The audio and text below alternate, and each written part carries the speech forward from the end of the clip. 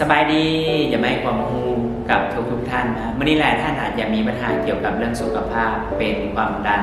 เบาหวานไขมันในเส้นเลือดกระเพาะลำไส้ประดงคอกระดูกพรุนนอนบ่ค่อยหลับแล้วก็ขาดวิตามินซีวิตามินดีเลือดข้นเลือดเหนียวหลายท่านอาจจะมีปัญหาเหล่านี้อยู่แต่ปัญหาเหล่านี้นะข้อหนึ่งคือ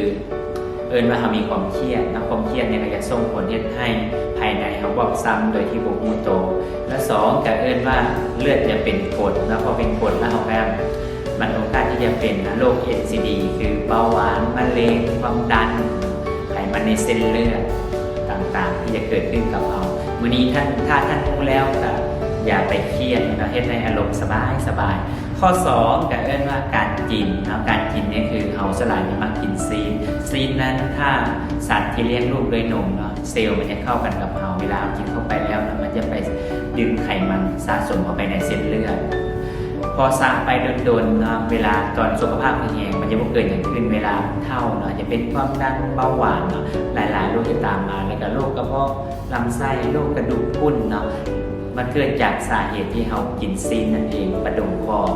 แต่วันนี้เรามีผลิตภัณฑ์นะคือน้ำสมุนไพรมักไม้รวม32ชนิดคือน้ำดำผักอีหูเนาะมันจะช่วยได้อย่างแดดนะน้ำผักอีหูนึ่งมาจะไปช่วยให้เลือดบกพุ่นบนเหนียว2มาครับอย่าเฮ็ดให้เลือดหมุนเวียนดี3ก็คือว่าเกี่ยวกับระบบลำไส้นะ4ก็คือว่าล้างลำไส้วันนี้คนเขาจะมีไส้เก็บแมนนะอนุญาตให้มีขี้แห้งประมาณอยู่2 กิโลที่สะสมในลำไส้เขาก็เคยล้างตลอดหลายท่านอาจจะเป็นโรคกระเพาะแล้วรักษาในกระเพาะเสาเทื่อเพราะว่าเขามีขี้แห้งแล้วก็ยุบผนังลำไส้2 กิโลเขาก็เคยล้างลำไส้ให้สะอาดเลยแต่วันนี้น้ำดำกับยิงเราสามารถช่วยทันได้เจ้าและ2เองก็คือสารสกัดจากงาดำเซซามินนั่นเองนะตัวนี้ไปช่วยได้อย่างหนึ่งคือกระดูกพรุนนะตัวนี้หลายๆท่านอาจจะไปเสริมแคลเซียมเพราะว่าหลายท่านอาจจะไปซื้อนมมาเสริมแคลเซียมเนาะว่านมนี้เวลาเรากินลงไปเนาะกินไป100%มันจะซึมเข้าไปบนกระดูกมีแต่20%และอีก80%นะมันจะไปเป็นโปรตีนที่บูดเน่าเนาะที่สะสมในร่างกายเขากินเป็นโดนไม่แทนโรคตุยขึ้น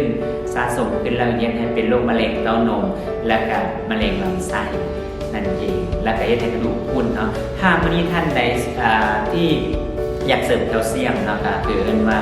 งาดำนั่นเองนะกินเข้าไปแล้วมันจะไปซึมเข้าเนาะเฮ็ดให้กระดูกเขาแข็งแกร่งขึ้นเนาะก็ว่าเป็นสิ่งที่สำคัญการที่อยากเสริมแคลเซียม2ก็ว่าคนในที่มักขาดวิตามินซีวิตามินดีเนาะเพราะว่าถ้าผู้ใดขาดสิ่งเหล่านี้ก็เฮ็ดให้สุขภาพอ่อนเพลียบ่ค่อยแข็งแรงร่อยเมื่อยเนาะและโรคที่จะตามมาก็ว่ามะเร็งไขมันในเส้นเลือดเนาะโรคต่างๆนั้นอย่าเข้ามาในร่างกายของคนเราแล้วก็3จะช่วยเกี่ยวกับลำไส้นั่นเองนะเมื่อนี้ลำไส้เรามันเป็นบ้านเป็นแผลนะกินเซซามินเข้าไปเฮ็ดให้บาดแผลเอาแห้งไวแล้วก็เฮ็ดให้เราสุขภาพแข็งแรงขึ้นแล้วก็การนอนบ่หลับนั่นเองนะท่านใดที่แบบว่านอนบ่หลับเฮ็ดจังได๋ก็ค่อยนอนบ่หลับนะไปซื้อยานอนหลับมากินนะก็ลองซื้อเซซามินไปกินลองเบิ่งจะช่วยให้ท่านนอนหลับลึกและก็นอนหลับดี